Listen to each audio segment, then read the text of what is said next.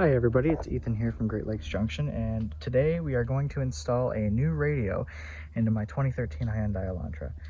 I've already run some wires, so I thought I'd show you, so let's go take a look. Supposed to fit the car. I've already run the majority of the basic wiring, so I figured it'd be easier to do that now while I have everything kind of ripped apart. Then I forgot to pick up my camera and start showing you guys, so here's what I got so far. So if you see here, hang on, there's B. There's this is the power line. This wire runs up to the camera. This is the audio output here, or sorry, video. Can't talk today. I'll show you the camera here in the back, the trunk here. We have it mounted through a plug here. It's already clipped in, so it's not moving. So we just decided to leave it like that. I don't know if it's a little hard to see in here, but we have this power cable runs from the camera down to here. So does this. This is the plug that plugs in directly into the camera. This power is a 12-volt power that runs directly into the power of the backup lights. I'll show you in a minute here. We have it running through the trunk here, this way, coming down. These red blocks here are just some tabs. Basically, you run the cables through and you push the clamps in, and it'll basically connect all the cables together. You can see here, this blue is the positive for the brake light, and the negative is this black one right here. We have the power from the camera, ground from the camera. There is also an additional red wire that comes out of the video output here. This it's hard to see, it's taped here, so it's running as like one single wire. This is for the actual trigger in the radio to trigger it to actually go to reverse. Essentially what will happen is when you put the gear in reverse, the radio will shut off, it'll become black screen, and the camera will appear. That's basically your switch, they call it the trigger wire, and it runs through the car. I've run it, if I can show you here, run it in the harness from the trunk down. It's hard to see, but I have run it through because it was just quick and easier for me to do it. I ran it through the seatbelt hole over there. I'm going to turn around the car and I'll take a look and show you the other side. Following the wiring harness in the car was a little bit more difficult, and I didn't have the proper fishing tool. The wiring harness runs behind the taillight, roughly, comes down here and goes around through the door rubber. So what I've done instead is I've come out of the seatbelt hole here, and I've come down and followed the rest of the wiring harness to make it easier. Turning around now to there, I've run the cable under the carpet. You can kind of see a little bit of it there, which goes back underneath this rubber on the other side of the door. Leading to where we are now, it's the front of the car. I have the cable running down here, just underneath this hard plastic here, this plastic piece. You can see it here. I still need to finish running it. I'm just going to kind of come across and up here to here, and I'm going to go through here and see if I can go through. There's a hole in front of the radio that I'll show you in a quick second here that I've run the microphone and the GPS to already. I'm hoping to get to that point just from the driver's side, so I'm going to show you that next, just to give you a little bit of what I've done so far. Okay, I'm in the passenger side in the front here. I just want to show you, this is the GPS. It runs in behind here, down in between the rubber and inside this side panel here, and it runs across, kind of between the vent here and the bag, and this mount here kind of runs across on the inside, and it runs through this hole here. You can see these two cables. That one's for the microphone and the GPS. Just to give you a quick rundown of that, this is the microphone cable. It's just a headphone jack, and the GPS here is just like a small, almost like a coaxial cable type of object. These are the main wiring harnesses for the car. There's three here, these white ones. This one here is for the clock. These two are for the radio. This cable here is for the original wiring, I do believe, of the actual backup camera. I think the wiring is here, and then you could have purchased the actual camera after the fact. I do believe that's what plugs into the back of the original OEM radio for that. Now, I'm going to pull over here, show you the actual new radio we're putting in. In previous videos, you would have seen the OEM one that was already there that came with the car. It's a touchscreen Android. I've already had it plugged in, and I've tested it now for a couple of days without the video camera, just making sure everything works. It works pretty nicely. It's got Apple CarPlay. The only con to this is some glare when you have it sitting here, and it doesn't fit all that well. As you can see here, the clock is actually kind of sunk in to the plastic frame here just because of the way it was built. And when it's all installed in the car, you'll notice that it's a little lower than the actual trim pieces that are actually supposed to be made in this car.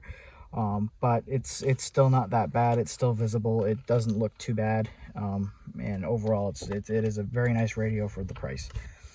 So what I'm going to do now is I'm going to finish running that video camera wire, and then we're going to hook everything else up, and we're going to take a gander. There's a note here from the instructions. There's a USB plug on the side here. There's one already down here in the car. It's hard to see right there. It doesn't work with the actual wiring that's in the car already with this wiring harness that's built into the back of the radio. So they've given us other USB ports here that we can run. So I'm hoping to maybe take that apart in the future and run that USB stick, or sorry, USB wire. So I'm going to finish running that wire and we'll touch base. Okay, so I'm here getting ready to run the wire, and I'm just taking a quick look and seeing the best way to do it. The way I was thinking of doing it was potentially going through this hole here on the side, coming out here and behind this dash piece here, and then come back up into this corner and hope it would come out to the other side right about here in this hole, kind of out in that area, so then I can run that wire. We have these magnets that pick up like screws and stuff when you fall on the ground and gotta search for them a bit. I'm just using this as a basic fishing tool here. I've taped the wire with some green painter's tape from the dollar store, and we're just gonna see if we can run that cable a little bit and see what we can do. And I managed to get it through to this far. So now I'm just gonna go ahead and fix this rubber up here. I'm gonna put this gray piece back on, and we'll go from there. Just as a general note here, this plastic piece here that goes on the side of the car, it's got this flat plastic side here that has to go in behind the rubber. Sometimes when you put this thing on, you'll see this issue. I have a trim, this pry tool that you might have seen in other videos that my dad has used. I'm just pulling the rubber. Kind of hard to see, but something like that, just to, get that rubber out of that, from in behind there, just to pull that out. To make it look like it was, supposed to. So I've run the cable, we've patched this up, and now we got to run the rest of it through to the other side. I'm going to go inspect it from the passenger seat to make sure I can get under the steering wheel and across.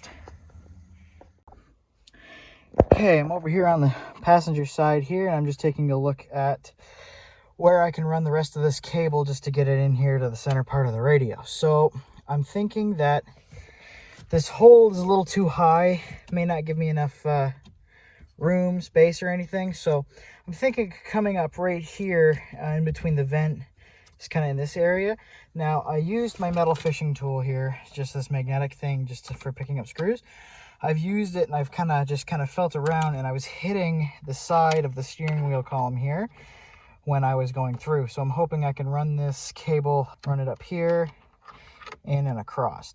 So I'm going to try that now, and we'll see the outcome. I've run the cable from the steering wheel there up and through, as you can see here.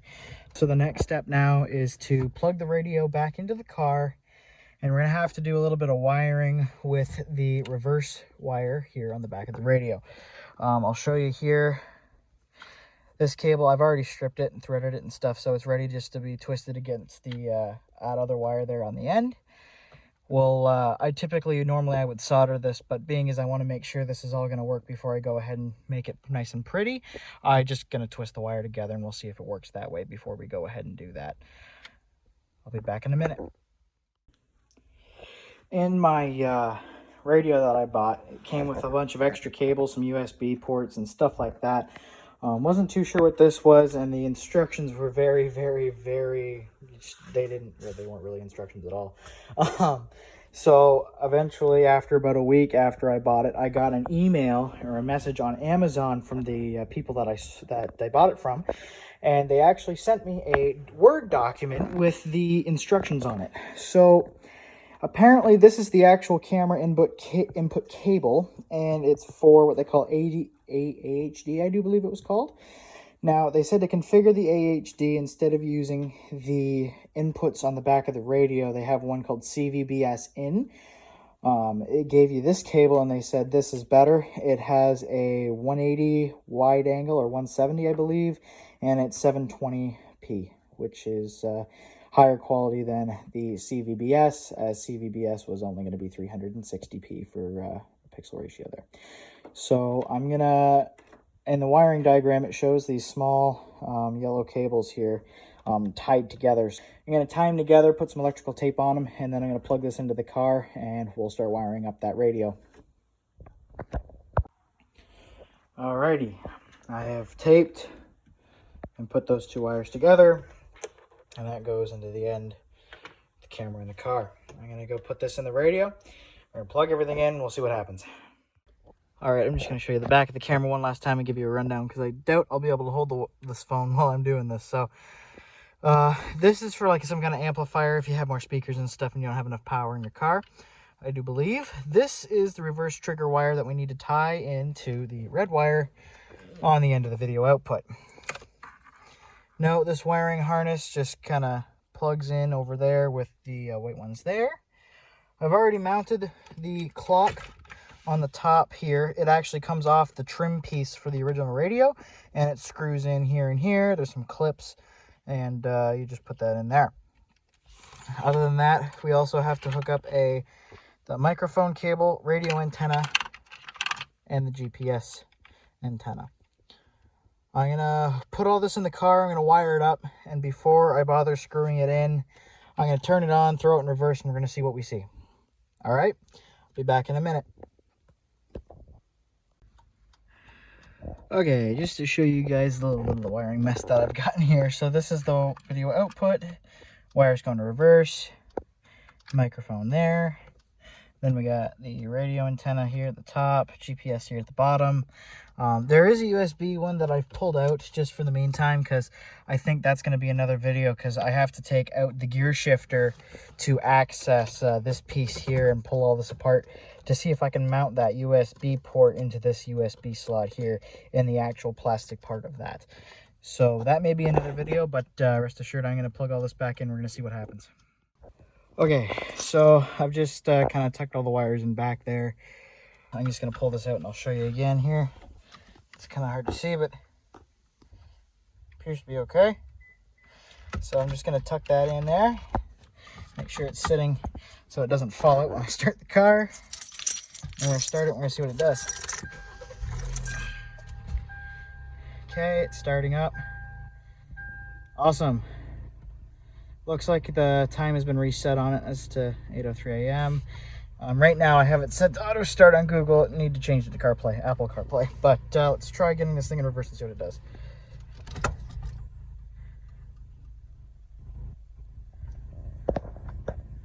There you have it, folks. We have a backup camera. So I'm gonna do some work on this. I'm gonna clean it up a little bit. I'm gonna tape up the wires on the end, and there is some cable, the cable's actually showing here by the door frame as well a little bit, so I see, but it does look like that is set up. So I'm gonna put all this car back together, then we're gonna go to the back of the car under the trunk there. We're gonna check out that camera, and we're gonna line it up and make sure it's actually like a decent view, and we can adjust it as we go along driving around and such. I'll be back in a minute. Alrighty, car's back together. There's two adjustable screws on the side of the camera there, so you can kind of play around with it a little bit to use, you know, see if it's the right fit and stuff like that, just to make sure you can back up nicely with that. And just kind of going over here to the front, I have now the radio in, trim pieces in, clock is in, everything's in. I've ran the USB cable. I just ran it in behind the door for the center console, as you can see. So it's just sitting in there, and just as a temporary thing. I may do it nicely a little bit later, but for now, this is kind of what I needed to do. I tried that USB port using the Apple CarPlay function in here, just by using the like cable that Apple, like you get with Apple when you buy a phone. That's what the instructions say to use. It says none of the aftermarket ones will work very well. So I tried it and it still said USB failed. That may be just a fluke with the radio itself, but yeah, so far so good. Equalizer, radio, Bluetooth, all that stuff works. Hands-free works. The steering wheel controls and the work as well for the volume up and down, next and previous song and stuff like that. It so far I've used it for about a week now, and it's been a pretty nice radio. Now that we have everything pretty much wired up, I'm gonna finish this video off, and I hope you guys enjoyed. Like, subscribe, just let us know what you want us to do next. Stay safe, and I'll talk to you later.